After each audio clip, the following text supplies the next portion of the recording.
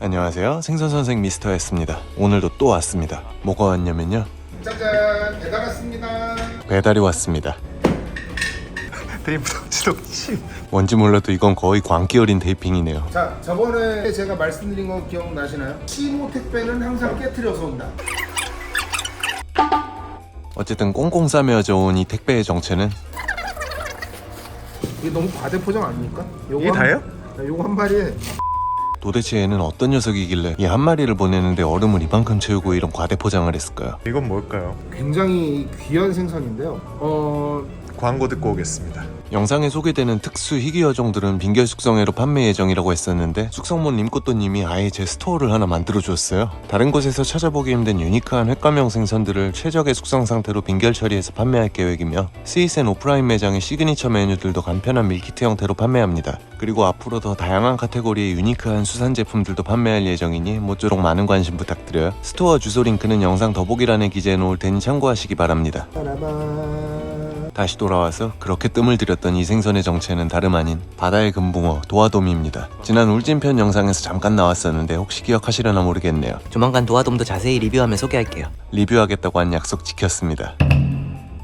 어쨌든 워낙 낯선 생선일 테니 소개를 좀 하고 갈게요. 새빨간 채색이 마치 금붕어를 연상케 하는 도화돔은 붉은 채색이 마치 빨갛게 핀 복숭아꽃 같다 하여 저런 로맨틱한 이름이 붙었죠. 따뜻한 남쪽 지역의 다소 깊은 바다에 사는 물고기입니다. 우리나라에선 남해안과 제주 지역에서 드물게 잡히는데요. 10여 년 전까지만 해도 국내에선 실물을 본 사람조차 거의 없던 고기인데 최근 몇 년 전부터는 심심찮게 한 마리씩 시장에서 보이고 있는 생선입니다. 하지만 그것도 어획량이 극소량이기 때문에 아직까진 굉장히 유니크하고 생소한 어종이죠. 국내에선 어시장 3대째란 만화를 통해 매니아들에게 알려진 바 있습니다. 요게 상당히 특이한 점이 많은 녀석이니 손질하면서 좀 더 자세히 살펴볼게요. 이 생선에는 굉장히 슬픈 이야기가 있어요. 이 아이는 사실 누군가의 소중한 반려였습니다. 무려 3개월 이상 수조에서 주인과 함께 동거동락하면서 맛있는 사료를 먹던 아이였지만 아무리 그렇게 귀한 반려라고 해도 제게는 한낱 횟감일 뿐이죠. 네, 이 도화돔은 예쁘게 생겼다는 이유로 횟집 수조에서 키워지던 놈입니다. 갑자기 유명한 짤이 하나 떠오르네요. 어쨌든 수조에서 잘 먹고 잘 크던 도화돔은 피도 말끔하게 빼고 난데없이 아주 싱싱한 횟감이 되었답니다. 이거 잘 먹어서 살도 빵빵하고 아주 그냥 상처가 없잖아요, 몸에. 근데 색깔이 미쳤다. 크롬인데 거의?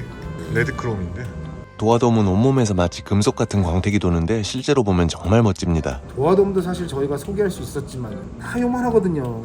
이 도화돔은 1.1kg짜리 개체고요. 그간 도화돔들이 좀 있었지만 소개하기도 뭐한 작은 녀석들 뿐이었거든요. 근데 이것도 큰 건 아닌 게 일본의 경우를 보면 5kg 가까운 것도 있습니다. 일본 남부 지역에선 낚시 대상어종이 될 만큼 도화돔이 꽤 잡히는 것 같더라고요. 그래도 우리나라에선 큰 건커녕 작은 것 구경하기도 힘드니 이 정도면 만족합니다. 그리고 크기에 비해 빵도 좋고요. 몸통 두께가 정말 두툼한 게 보이죠? 사후 경직도 풀리지 않고 싱싱하게 잘 도착했습니다. 물건 보내주시는 분이 전처리는 뭐 워낙에 전문가셔서 컨디션은 뭐 말할 것도 없습니다. 아가미색도 좋죠? 선도는 뭐 더 볼 것도 없겠네요. 참 생긴 건 귀엽지만 몸 곳곳에 뾰족한 가시가 있으니 만질 땐 조심해야 해요. 아가미 덮개에도 이런 뾰족한 가시가 있고 등가시도 무척 억세고 날카롭습니다. 그리고 의외의 복병이 바로 이 비늘인데요. 아주 멋지게 생겼지만 함부로 만지다가 손을 긁힐 수 있어요. 조금 이따 보여드릴 텐데 비늘 구조가 이렇게 생겼거든요. 굉장히 거칠고 뾰족한 형태라 이렇게 역방향으로 만지다간 손을 다치기 쉽습니다. 게다가 철갑처럼 아주 단단하기까지 해요. 비늘 자체가 엄청 단단해요.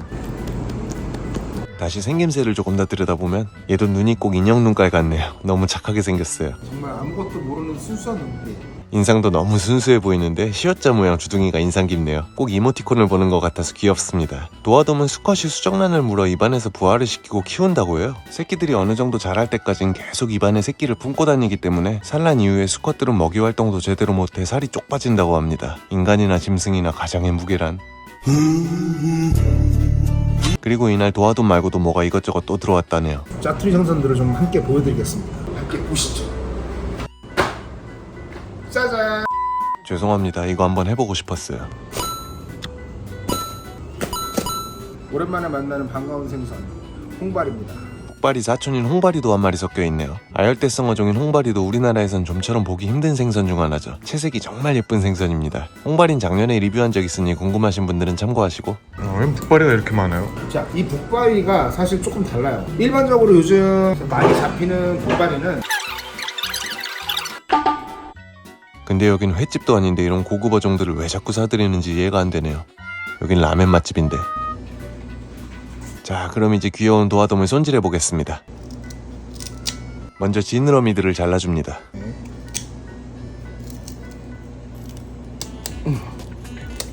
등가시는 정말 많이 억세네요. 다음은 비늘을 제거해줍니다. 근데 비늘이 너무 크고 빳빳해서 비늘치기가 잘 안 들어가는.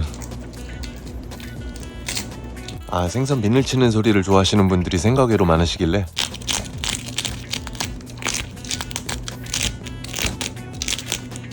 이 도화돔 비늘이 어떻게 생겼느냐면 우선 이렇게 사이즈가 큽니다. 생선 크기에 비하면 어마어마하죠. 탄력이라고는 단 1도 없이 엄청나게 빳빳하고요. 게다가 등쪽 부위의 비늘은 이런 특이한 형태를 띠고 있습니다. 전체적으로 날카롭게 발달이 되어 있고 특히 가운데는 뾰족한 가시가 돌출되어 있어요. 그래서 손을 다칠 수 있다고 한 겁니다. 굵은 비늘은 잘 안 긁혀서 급기야 뽑고 있습니다. 쏙쏙 빠지는 게 묘한 쾌감이 있다는. 이거 정도 사이즈면 2개 갖고 기타 피크를 만들 수.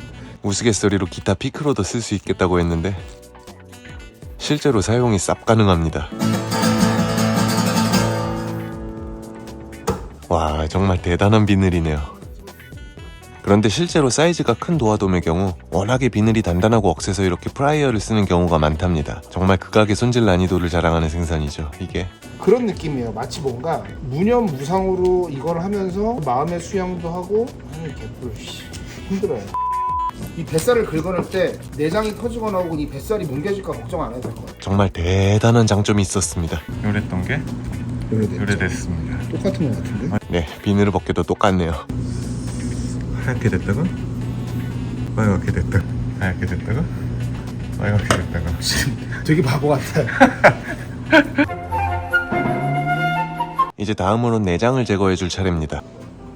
깨끗한 거 보십시오. 뱃속에 지방이 잔뜩 꼈네요. 냄새도 하나 없고 아주 깨끗합니다. 내장도 먹을 수 있을 만큼 선도가 좋았습니다. 앙증맞은 쓸개 그리고 작은 알집이 보이는 걸 보니 이건 암놈이네요.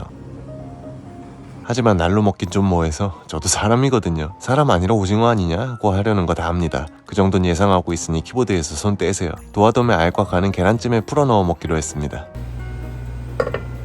차는 못 사도 칼은 산다. 포르쉐 나이프입니다. 자, 칼이 언제가 제일 행복하다고 생각하세요? 대사가 많으면 편집하기 힘듭니다. 그거 왜 안 올려주세요? 20kg짜리 핫타 잠깐 넣어주세요. 이걸로 깠다고. 두어 달 전쯤인가 20kg짜리 자연산 제빵어가 들어왔는데요. 허구한 날 이상한 걸 들여와서 찍는 바람에 편집할 게 너무 많아서 그냥 안 했습니다. 심지어 이걸 먹어보라고 조금 썰어줬는데 어떤가요? 맛있어 보이죠? 한 점 맛을 보려고 집어들었더니 뭐야 이게? 저거 죽여버릴까? 어쨌든 오늘도 저 칼로 손질을 할 겁니다. 근데 이렇게 하면 잘할 수 있겠죠? 이제 포를 뜨는데 오늘도 굳이 힘들게 다이묘 오롯이를 고집하는 숙성몬입니다. 나차. 그리고 이렇게 포를 뜨면 조졌네 이거.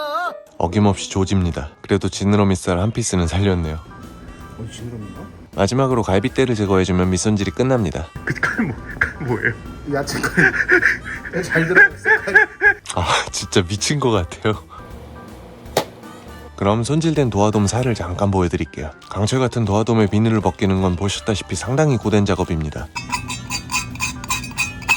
사실 다른 생선들처럼 그냥 포를 떠서 껍질을 벗겨버릴 수도 있지만 비늘치기를 포기하지 않은 사람에게 도화돔은 이런 멋진 비주얼로 보답합니다. 마치 붉은 보석을 보는 듯한 느낌입니다. 정말 비주얼이 압도적이네요. 보기만 좋은 게 아니라 이 붉은 껍질 부분은 단맛을 냅니다. 그게 이 노가다를 감내해야 하는 이유죠. 어쨌든 그럼 이제 썰어서 맛을 보겠습니다.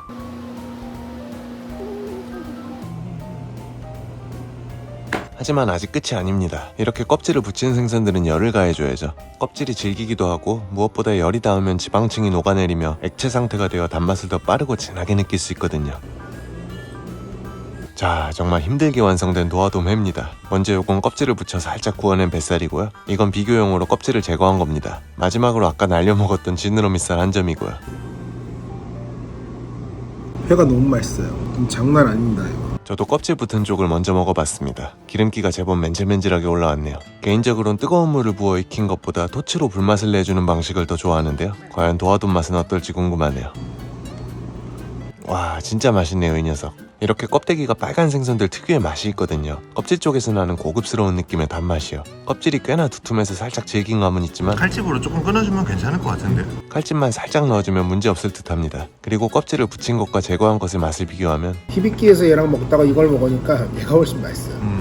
확실히 껍질을 붙이는 쪽이 훨씬 맛있습니다. 갑각류 맛이든 단맛이든 껍질을 붙인 쪽이 튀네요. 살 자체도 맛있지만 껍질의 풍미에는 아주 확실한 캐릭터가 있거든요. 손질이 영 까다롭긴 하지만 정말 도화돔을 제대로 먹었다고 하려면 반드시 껍질을 살리시길 추천드려요. 그리고 이런 게 또 간장 베이스 조림에 기가 막히게 어울리던데 다음엔 조림도 먹어보고 싶네요. 얘는 어제 잡아가지고 오늘 바로 올라온 거죠? 그렇죠. 어제 이맘때쯤에 살아있었지. 근데 얘는 숙성해서 감칠맛 더 올라올 것 같은데. 그죠? 네, 지금보다 좀 더 진하게 올라올 것 같아요. 도화돔은 살도 단단한 편이라 조금 길게 며칠 정도 숙성시켜도 좋을 것 같고요.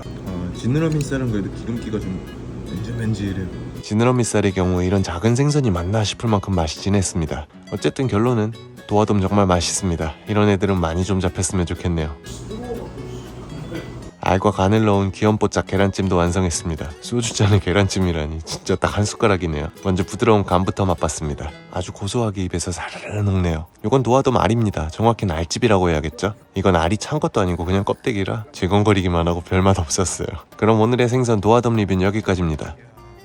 아무튼 여러모로 참 재밌는 생선이었죠? 앞으로도 흔히 접하기 어렵고 희귀한 이색 수산물 소개는 계속됩니다. 오늘도 재밌게 보셨다면 구독과 좋아요 부탁드리며 마치겠습니다. 시청해주셔서 감사합니다.